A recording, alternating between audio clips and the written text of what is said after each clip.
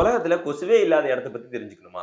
இந்த வீடியோவ பாருங்க. இந்த லிஸ்ட்ல ஃபர்ஸ்ட்ல எந்த பிளேஸ் இருக்கு அப்படின்னு பார்த்தீங்கன்னா, ஐஸ்லாண்ட். இதோட ரீசன் என்ன அப்படின்னு பார்த்துக்கிட்டீங்கன்னா, அதோட கிளைமேட் தான்.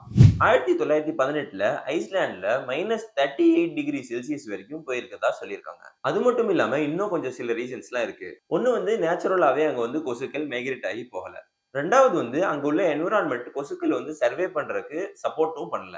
3வது வந்து பார்த்தீங்கன்னா, அங்க வந்து தேங்கி இருக்கிற தண்ணியோ அல்லது வந்து ஒரு வார்ம்னஸும் அங்க கிடையாது. இதனால கொசுக்களால அங்க வந்து எக் லே பண்ண முடியல. 4வது வந்து ஈவன் மனுஷங்களே அங்க வந்து சில கொசுக்கள புடிச்சிட்டு போய் விட்டாலும், அங்க வந்து அந்த கொசுக்களால சர்வே பண்ண முடியல.